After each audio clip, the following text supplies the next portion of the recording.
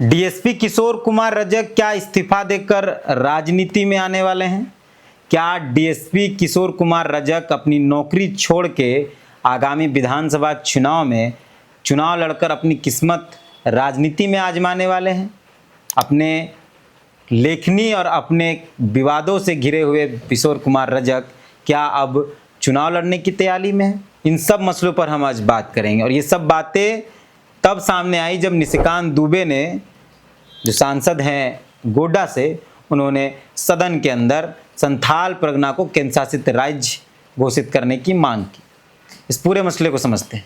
DSP Kishore Kumar Rajak को आप जानते हैं, बहुत बेहतरी से जो झारखंड के हैं वो किशोर कुमार रजक को जानते हैं। सोशल मीडिया में अपने बेबाक लेखनी के लिए किशोर कुमार रजक जाने जाते हैं। किशोर कुमार रजक झारखंडी मुद्दों पर वीडियोस बनाते हैं। ग्रामीण आईएएस करके उनका एक यूट्यूब पर चैनल भी है, जहां वो ग्रामीण बच्चों को पढ़ाने के लिए कई मोटिवेटेड वीडियोस डालते हैं और कई पढ़ाई जेपीएससी से संबंधित पढ़ाई लिखाई की चीज़ें डालते हैं। किशोर कुमार रजक का जो एक सबसे महत्वपूर्ण छवि है वो यह है, वो खाँटी झारखंडी खुद को कहते हैं और है भी। वो अपने फेसबुक के प्रोफाइल में ऊपर जो उनका कोट होता है या जो अबाउट में है वो लिखते हैं, गांव का एक खाँटी देहाती और एकदम साधारण इंसान हूँ, गांव मेरे हृदय में बसता है, जय झारखंड जोहार झारखंड। झारखंड के अंदर एकमात्र ऐसे प्रशासनिक पदाधिकारी हैं जो झारखंडियत या झारखंडी मुद्दों पर बिना डरे बेबाकी से लिखते पढ़ते हैं और कई बार ऐसे ही लिखने की वजह से वो विवाद में भी आ जाते हैं। उनकी कई बार आलोचना भी हो जाती है और हजारों के मतलब समर्थक उनके साथ इन मुद्दों पर खड़े होते हैं उनके साथ। किशोर कुमार रजक ने कुछ दिन पहले एक तस्वीर डाली अपनी और उसमें जो बातें लिखी उससे ये बात सामने आने लगी या ये बात बाजार में तैरने लगी कि क्या किशोर कुमार रजक चुनाव लड़ेंगे।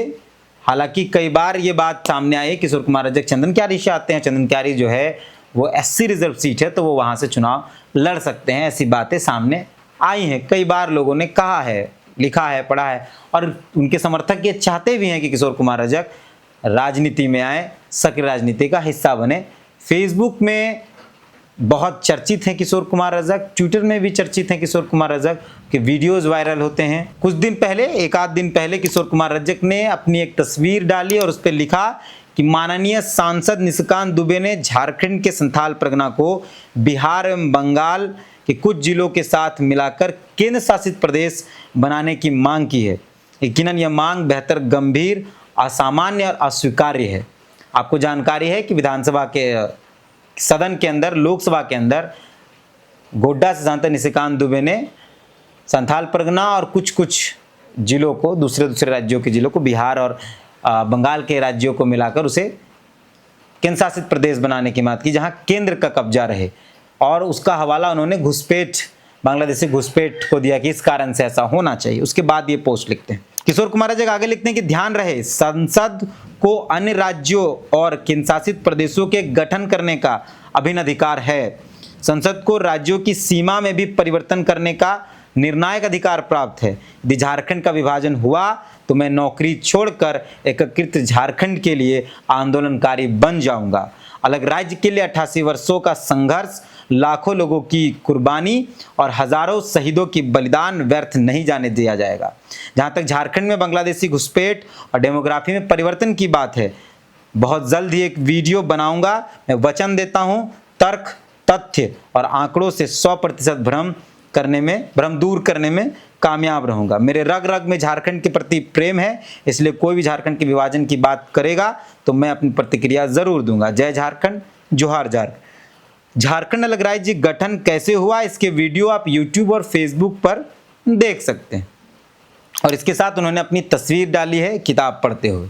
तो इस पूरे पोस्ट से ये समझ में आता है कि किशोर कुमार रजक झारखंड के प्रति कितने खुद को समर्पित पाते हैं या खुद को समर्पित करते हैं।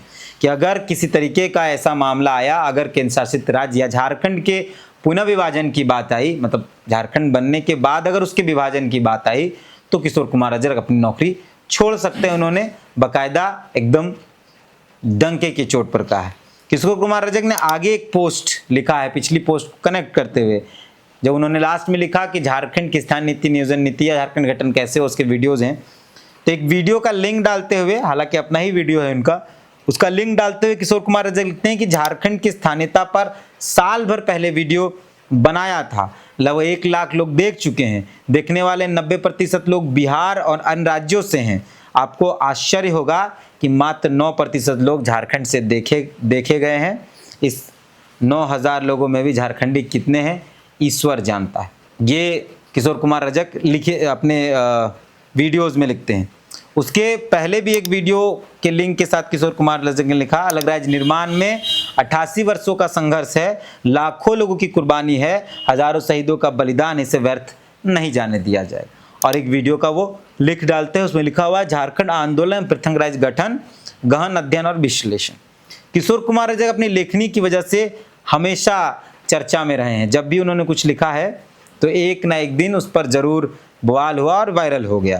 किशोर कुमार रजक अपने बच्चे की तस्वीर डालते हैं, अपने माता पिता की तस्वीर डालते हैं और उस पर बहुत कुछ ना कुछ अपने कोट्स लिखने लगते हैं।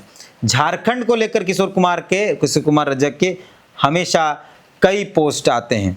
धर्म को लेकर भी वो कई बार कुछ ना कुछ लिखते हैं।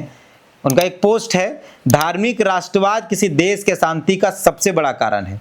यदि कोई देश धार्मिक मुद्दों में उलझा तो समझो उस देश का बर्बाद होना तय है। 18वीं सदी तक पूरा यूरोप धार्मिक बीमारी में फंसा था, तो विश्व युद्ध के बाद अधिकांश यूरोप के देश धर्मनिरपेक्ष राष्ट्र बना और धार्मिक बीमारी से बाहर आ गया। आज लगभग विकसित देश हैं।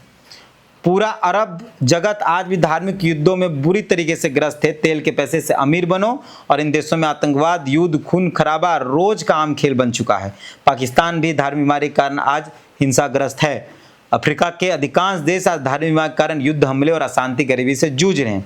आज दुख के साथ कहना पड़ रहा है कि भारतीय समाज भी धार्मिक युद्धों में फंसते जा रहा है। यदि एक बार धार्मिक दंगल में हम फंसे तो फिर निकलना बेहद मुश्किल होगा। हम इससे पहले जातीय भेदभाव, उन्माद को अनुवांशिक बीमारी से बुरी तरह ग्रस्त हैं। इसलिए युवाओं से अनुरोध है, पिस्तौल नहीं पेन उठाओ, पत्थर नहीं किताब उठाओ, मंदिर मस्जिद नहीं लाइब्रेरी जाओ, पढ़ो लिखो, शिक्षित और महान बनो, इस देश को बचा लो भाइयों। जय हिंद, जोहार झारखंड। उसके पहले भी किशोर कुमार रजक ने लिखा है, विज्ञान तुम्हारे कंकाल से ये पता कर सकता है कि तुम बूढ़े थे या जवान, गोरे थे या काले, नर थे या मादा, लेकिन ये कभी भी क्षत्रिय, हिंदू थे या मुसलमान। ये कभी पता नहीं कर सकता है कि तुम शूद्र थे, ब्राह्मण थे, वैश्य थे, क्षत्रिय थे, हिंदू थे या मुसलमान थे, कि तुम कभी ये सब थे ही नहीं, सिर्फ मानते थे। और मानने का कोई मूल्य नहीं होता है, बल्कि होने का होता है। ये किशोर कुमार रजक लिखते हैं। किशोर कुमार रजक लगातार ऐसे मुद्दों पर प्रखर होकर लिखते हैं। इससे पहले भी एक पोस्ट इन्होंने लिखा था जस्ट लोकसभा चुनाव के खत्म होने के कुछ दिन बाद ही, कि इंसान को 2-3 पोस्ट, इंसान को अपना दुख, दर्द, संघर्ष, अभाव, गरीबी कभी भूलनी नहीं चाहिए, क्योंकि यही आपको ऊंचाई पर ले जाएगा और दूसरों के प्रति मानवीय और संवेदनशील बनाएगा। किशोर कुमार रजक लगातार जब आप जिस क्षेत्र में होते हैं उस क्षेत्र में घूमते हैं और वहाँ की तस्वीरें डालते हैं।